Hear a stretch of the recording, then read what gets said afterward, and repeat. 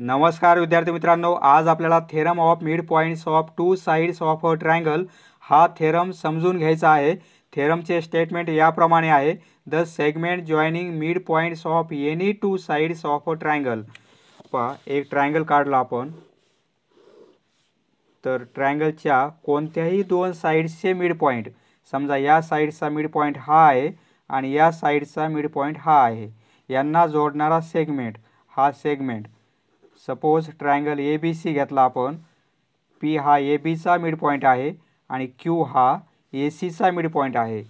अशी कंडिशन असताना P Q हा सेगमेंट पॅरलल असतो बी सीला आणि पी क्यूची लेंथ किती असते, या बी सीच्या हाफ असते, हाफ ऑफ बी सी।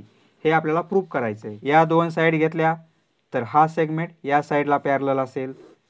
पहा, जर आपण या दोन साइड्सचे मिड पॉइंट घेतले तर यांना जोडणारा सेगमेंट या साइडला पॅरलल असेल, हा सेगमेंट या साइडला पॅरलल असेल, बरोबर आहे। जर आपण ट्रायंगल याप्रमाणे काढला आणि या दोन साइड घेतल्या तर हा जोडणारा सेगमेंट या साइडला पॅरलल असेल, म्हणजे ट्रायंगलच्या कोणत्याही दोन साइड्सचे मिड पॉइंट यांना जोडणारा सेगमेंट हा तिसऱ्या साइडला पॅरलल असतो आणि त्या सेगमेंटची लेंथ या तिसऱ्या साइडपेक्षा किती असते, हाफ असते, अर्धी असते। हे आपल्याला प्रूफ करायचं आहे।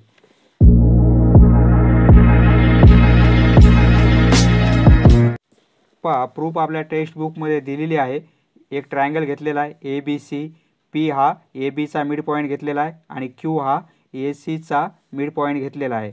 हा मिड पॉइंट असल्यामुळे ए पी आणि पी बी या लेंथ इक्वल आहेत, त्याप्रमाणे क्यू हा मिड पॉइंट असल्यामुळे ए क्यू आणि क्यू सी या लेंथ इक्वल आहेत, बरोबर आहे। तर आपल्याला प्रूफ काय करायचं आहे, हा पी क्यू सेगमेंट पॅरलल आहे या बी सी साईडला, हे प्रूफ करायचं आहे आणि पी क्यूची लेंथ या बी सीपेक्षा हाफ असते, हे प्रूफ करायचं आहे। त्यासाठी आपल्याला कन्स्ट्रक्शन करावं लागणार आहे। कन्स्ट्रक्शन कसं केलेलं आहे पहा, म्हणजे पी क्यू रेवर आपण आर पॉईंट असा घेतलेला आहे की P Q equal to Q R, बरोबर आहे। P Q equal to Q R आणि आर आणि सी आपण जॉईंट करून घेतलेले आहेत। आता इथे दोन ट्रायंगल तयार झालेले आहेत। हे दोन ट्रायंगल आपल्याला कॉन्ग्रंट दाखवायचे आहेत। ट्रायंगल ए क्यू पी आणि ट्रायंगल सी क्यू आर, या दोन ट्रायंगलमध्ये पी क्यू आणि क्यू आर इक्वल आहेत। पहा, पी क्यू आणि क्यू आर इक्वल आहेत कारण आपण कन्स्ट्रक्शन त्याप्रमाणे केलेलं आहे, बरोबर आहे। रिझन काय येणार आहे, कन्स्ट्रक्शन। ए क्यू आणि क्यू सी इक्वल आहेत, ए क्यू आणि क्यू सी इक्वल आहेत कारण क्यू हा मिड पॉईंट आहे, बरोबर आहे।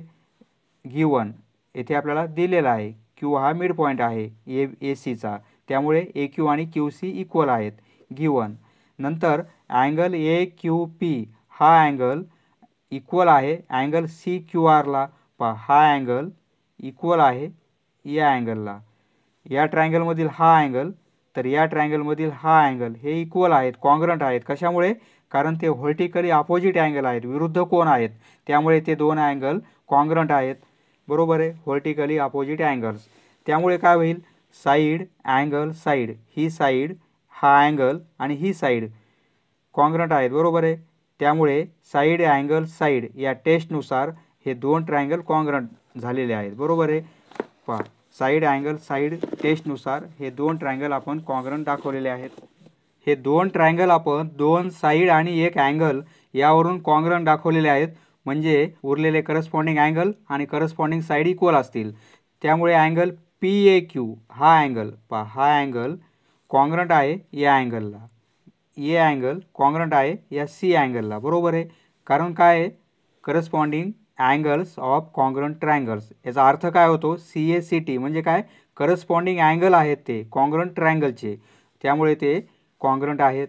नंतर पहा, ए पी ही साईड आर सीला कॉन्ग्रंट आहे, बरोबर आहे। A P congruent C R, corresponding side of congruent triangles from one, suppose 1 number ह्या अँगलला दिलेला आहे आणि 2 नंबर या साईडसाठी दिलेला आहे। 1 मध्ये आपण अँगल कॉन्ग्रंट दाखवलेले आहेत, म्हणजे काय, यावरून आपण A B parallel C R असं लिहू शकतो, A B parallel R C, बरोबर आहे। कशामुळे, कारण हे दोन अँगल कॉन्ग्रंट आहेत, ह्या दोन लाईन आणि ही त्यांची ट्रान्सव्हर्सल होईल, येथे होणारे अँगल अल्टरनेट अँगल झालेले आहेत, बरोबर आहे। याचा अर्थ ए बी पॅरलल आहे आर सीला असं लिहू शकतो आपण. ए बी म्हणजेच काय, पी बी होईल, म्हणजे पी बी पॅरलल आहे आर सीला, बरोबर आहे. आता आपण ए पी सेगमेंट आर सीला इक्वल दाखवलेला आहे 2 मध्ये, बरोबर आहे. परंतु ए पी हा सेगमेंट या पी बीला इक्वल आहे. कशामुळे? कारण पी हा सेंटर पॉईंट आहे, बरोबर आहे. म्हणजे ए पी, पी बी आणि आर सी या तिघांची लेंथ कशी झालेली? इक्वल झालेली आहे, बरोबर आहे. ए पी, पी बी आणि आर सी, आणि पी बी ही लाईन या आर सीला पॅरलल आहे, हे पण आपण दाखवलेलं आहे, बरोबर आहे. म्हणजेच काय, येथे जो क्वाड्रिलॅटरल आहे पी बी सी आर हा कसा आहे? पॅरलेलोग्राम आहे, समांतरभुज चौकोन आहे. कारण आपण अपोजिट साईड इक्वल दाखवलेले आहेत आणि पॅरलल दाखवलेले आहेत. म्हणजे हा पी बी सी आर हा क्वाड्रिलॅटरल येथे काय झालेला आहे? पॅरलेलोग्राम झालेला आहे, बरोबर आहे. हा पॅरलेलोग्राम आहे. पॅरलेलोग्राम असल्यामुळे अपोजिट साईड पॅरलल आणि कॉन्ग्रंट असतात, बरोबर आहे. म्हणजे पी आर पॅरलल असेल बी सीला, आणि पी आरची लेंथ किती असेल? बी सी एवढी असेल, बरोबर आहे. P R equal to B C आणि P R parallel B C, बरोबर आहे. पी क्यू आणि क्यू आर हे इक्वल आहेत, म्हणजे पी आरची लेंथ किती येणार आहे? 2 टाइम्स पी क्यू, बरोबर आहे. म्हणजे पी क्यू किती आहे? पी आरचे हाफ आहे, बरोबर आहे. कारण कन्स्ट्रक्शन, बरोबर आहे. पी क्यू पी आरपेक्षा अर्धी आहे, त्यामुळे P Q equal to P R म्हणजे काय? B C. कारण पी आर आणि बी सी इक्वल आहेत, कारण त्या पॅरलेलोग्रामच्या अपोजिट साईड आहेत, म्हणजे half B C. P R म्हणजेच काय? बी सी लिहू शकतो आपण, कारण हा आपण पॅरलेलोग्राम दाखवलेला आहे आणि ह्या अपोजिट साईड इक्वल आहेत. पी क्यूची लेंथ किती आहे? या पी आरपेक्षा हाफ आहे. याचाच अर्थ पी क्यूची लेंथ किती आहे? बी सीपेक्षा हाफ आहे, कारण पी आर आणि बी सी इक्वल आहेत. P R equal to B C, बरोबर आहे. याप्रमाणे आपण थेरम प्रूफ केलेला आहे. खूप महत्त्वाचा थेरम आहे. समजले मित्रांनो? धन्यवाद. पुढचा व्हिडिओ पाहण्यासाठी चॅनल सबस्क्राईब करा. धन्यवाद.